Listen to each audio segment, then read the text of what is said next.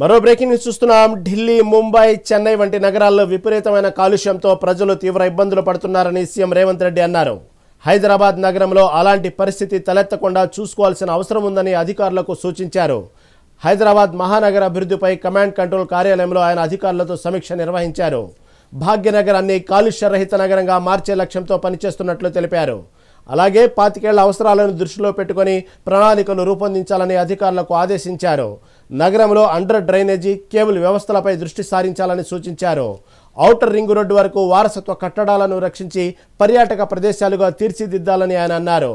పాత బస్తీ, metro, Musi river front, Paradise junction నుంచి శామీర్పేట ఓఆర్ఆర్ వరకు ఎలివేటెడ్ కారిడార్ పనులు వేగవంతం చేయాలని ఆదేశించారు. కోర్ సిటీలోని కాలుష్య కారక పరిశ్రమలను ఓఆర్ఆర్ వెలుపలకు తరలించాలని అధికారులకు తెలిపారు. సింగిల్ యూజ్ ప్లాస్టిక్ను నిషేధించాలని సీఎం అన్నారు. నిర్మాణ రంగ వ్యర్థాలను ఎక్కడ పడితే అక్కడ డంప్ చేయకుండా చర్యలు తీసుకోవాలని ఆయన అన్నారు.